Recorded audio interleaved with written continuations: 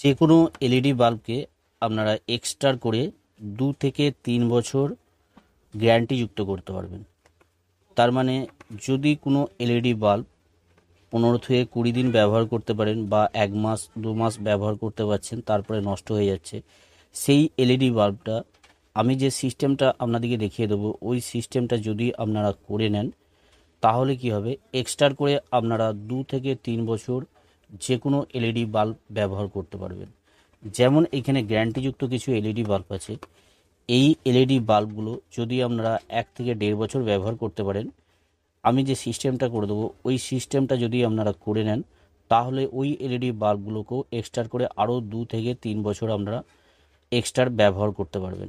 এবার কিভাবে এই এলইডি বাল্বগুলোকে লাইফ বাড়াবেন বা কিভাবে আপনারা দীর্ঘদিন 2 থেকে 3 বছর এক্সট্রা কিভাবে যে কোনো এলইডি বাল্ব, যে কোনো ওয়ার্ডের যে কোনো কোম্পানির এলইডি বাল্বকে কিভাবে আপনারা ব্যবহার করবেন, আমি আপনাদেরকে স্টেপ বাই স্টেপ দেখিয়ে দেবো। যে কেউ এই কাজটা করতে পারবে, কোনো ভাইদের কোনো বন্ধুদের অসুবিধা হবে না এই কাজটা করতে, যদি আপনারা ভিডিওটা সম্পূর্ণ দেখেন। তো অবশ্যই ভিডিওটা সম্পূর্ণ দেখবেন, ভিডিওটা সম্পূর্ণ না দেখলে তাহলে আপনারা কোনো কিছু বুঝতে পারবেন না। এবার আমি আপনাদেরকে দেখিয়ে দেবো সবচেয়ে বড় সমস্যা হয় এলইডি বাল্বগুলো রিপেয়ারিং করার ক্ষেত্রে। এইখানে যে ডিফিউজারগুলো আছে, এই ডিফিউজারগুলো অনেক সময় খুলতে সমস্যা হয়। এখানে দেখতে পাচ্ছেন, এখানে যে গ্যারান্টিযুক্ত এলইডি বাল্বগুলো আছে বা নন গ্যারান্টি এলইডি বাল্ব, যে কোনো এলইডি বাল্বে ডিফিউজার খুলতে অনেক সময় সমস্যার সম্মুখীন হতে হয়। আমি আপনাদেরকে প্রথমে দেখিয়ে দেবো ডিফিউজারগুলো খুলবেন কিভাবে। এইভাবে কোনো ট্যান্সার ভাঙা নিয়ে বা এই ধরনের কোনো চাকু নিয়ে এইভাবে চাপ দিলে খুলবে। আমি আপনাদেরকে দেখিয়ে দিচ্ছি। এইভাবে ডিফিউজারের গায়ে হালকা হালকা করে এইভাবে যদি চাপ দেওয়া হয় তো দেখতে পেলেন একটা আওয়াজ হলো, তার মানে এটা খুলে গেল ডিফিউজারটা। এখানে আমি ডিফিউজারটা খুলে নিলাম। এই এলইডি বাল্বটা, এইখানে যে গ্যারান্টিযুক্ত এলইডি বাল্বগুলো আছে, অনেক সময় কি হয় এই গ্যারান্টিযুক্ত এলইডি বাল্বগুলো অনেক সময় এমওবি বা এইখানে যে ডিওবিটা লাগানো আছে আমি দেখিয়ে দিচ্ছি। এইখানে এই ডিওবি প্যানেলগুলো লাগাতে হয়। এই ডিওবি প্যানেলগুলো অনেক সময় বেশি দিন করে যায় না, অল্প দিনে নষ্ট হয়ে যায়। এই ডিওবি প্যানেলগুলো কিভাবে আপনারা দীর্ঘদিন ব্যবহার করবেন, কিছু পার্টস আমি লাগিয়ে দেখিয়ে দেবো। এই পার্টসগুলো, যে পার্টসগুলো আমি লাগিয়ে দেখাবো, এই পার্টসগুলো আপনারা আপনাদের বাসা বাড়িতেই পাবে। কোনো জায়গায় আপনাদের কিনতে যাওয়ার দরকার পড়বে না, ফেলে দেওয়া জিনিস থেকেই এই কাজটা আপনারা করতে পারবেন। এইখানে আর এক পিস ওরিয়ন কোম্পানির এক পিস এলইডি আছে নন গ্যারান্টি। এখন এটা এখন নন গ্যারান্টি ডিওবি প্যানেল লাগানো আছে, কেননা প্রথমে ছিল গ্যারান্টিযুক্ত যে এমসিবিসিবি প্যানেল বা ডাইভার সার্কিট, সেই ডাইভার সার্কিট লাগানো ছিল। এই ধরনের যে ডাইভার সার্কিটগুলো আপনাদেরকে আমি দেখিয়ে দিচ্ছি। এই ধরনের যে ডাইভার সার্কিট লাগানো ছিল, এই ডাইভার সার্কিটগুলো রিপেয়ারিং করা অনেক সময় সমস্যা হয়ে যায়, কেননা অনেক কিছু পার্টস একসাথে খারাপ হয়ে গেলে অনেক খরচা এসে যায়। তার জন্য এই ধরনের এমওবি বা এই ধরনের ডিওবি প্যানেলগুলো লাগানোর দরকার পড়ে। এই ডিওবি প্যানেলগুলো লাগিয়ে দিলে কি হবে, আবার নতুন অবস্থায় যেমন ছিল সেই পজিশনেই চলে আসবে। এই ধরনের এমসিবিসিবি প্যানেল লাগানো থাকে, প্লাস হচ্ছে ডাইভার সার্কিট লাগানো থাকে। এই ডাইভার সার্কিট আর এমসিবিসিবি প্যানেল যখন পুরোপুরিভাবে একসাথে খারাপ হয়ে যায় দুটোই, তখন কি হয়, অনেক খরচা এসে যায়। সেই জন্য এই ধরনের ডিওবি প্যানেলগুলো লাগাতে হয়। এবার আপনাদিকে আমি দেখিয়ে দেবো কিভাবে আপনারা এই এলইডি বাল্বগুলো, প্লাস হচ্ছে এখানে নন গ্যারান্টি যে এলইডি বাল্বগুলো আছে, এই এলইডি বাল্বগুলোকে কিভাবে আপনারা এক্সট্রা 2 থেকে 3 বছর ব্যবহার করবেন।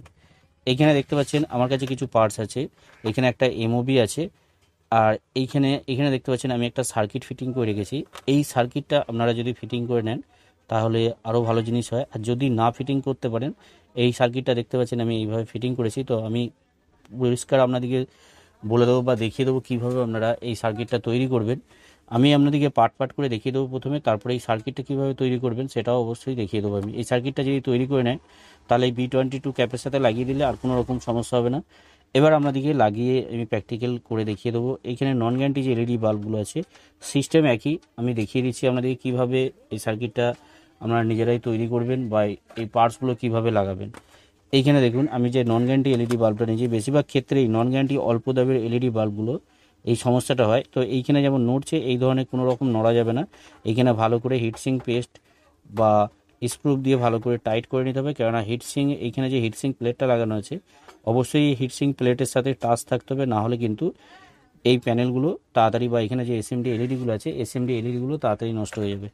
এইখানে আমি দুটো তারের মধ্যে আমি দুটো তারকেই খুলে নেব।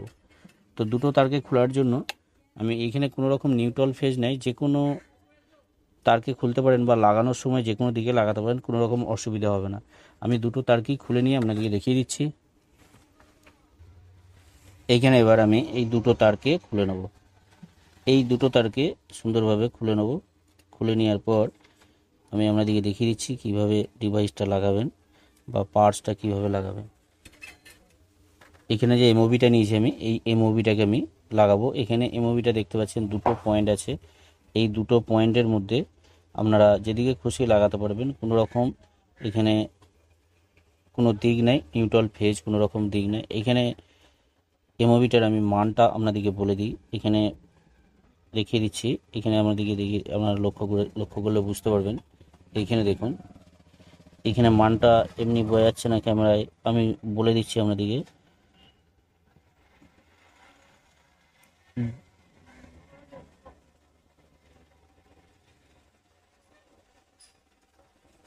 এখানে দেখতে পাচ্ছেন 07D 561K। এখানে একটু লক্ষ্য করলে বুঝতে পারবেন। এখানে দেখুন, এখানে দেখুন 07D 561K। এখানে দেখুন, লক্ষ্য করলে বুঝতে পারবেন। আপনাদেরকে দেখিয়ে দিচ্ছি মানটা।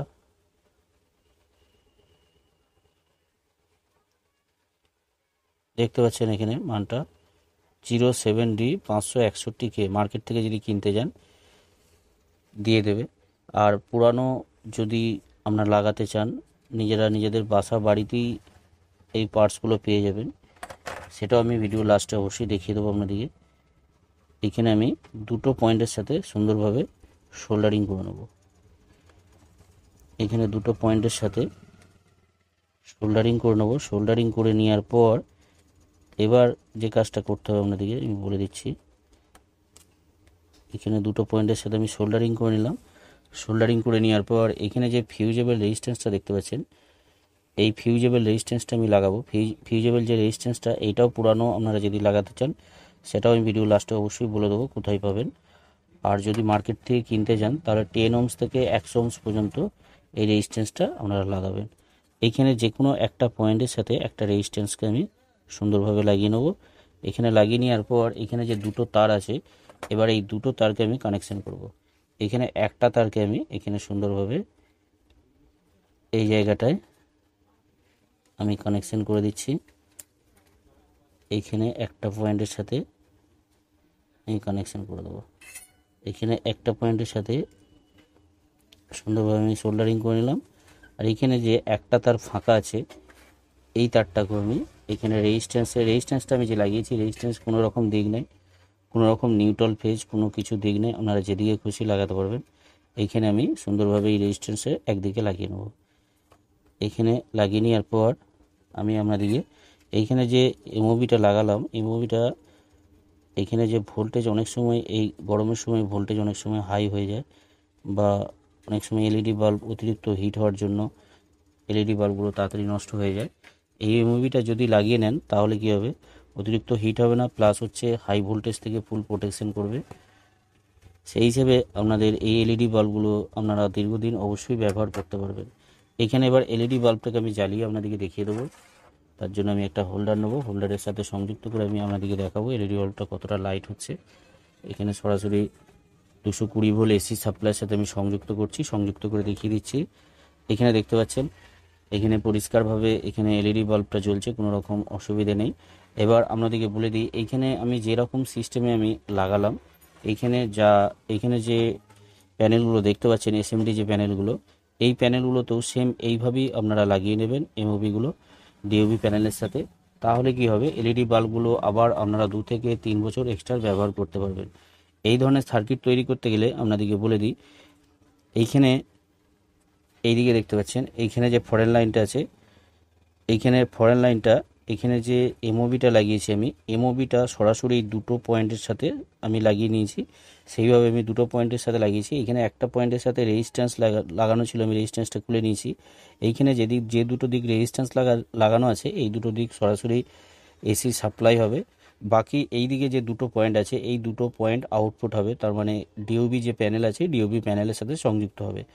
এই ড্রাইভার সার্কিটটা যদি আপনাদের তৈরি করতে সমস্যা হয় তাহলে এই ডাইভার সার্কিট আমি কিভাবে তৈরি করেছি এই বিষয় নিয়ে আমার অলরেডি ভিডিও আপলোড করা আছে, অবশ্যই ভিডিওটা আমার চ্যানেলে দেখে নেবেন, চ্যানেলে দেওয়া আছে। তাহলে আপনাদের এই সার্কিটটা তৈরি করতে কোনো রকম সমস্যা হবে না। আশা করছি আপনারা বুঝতে পারলেন।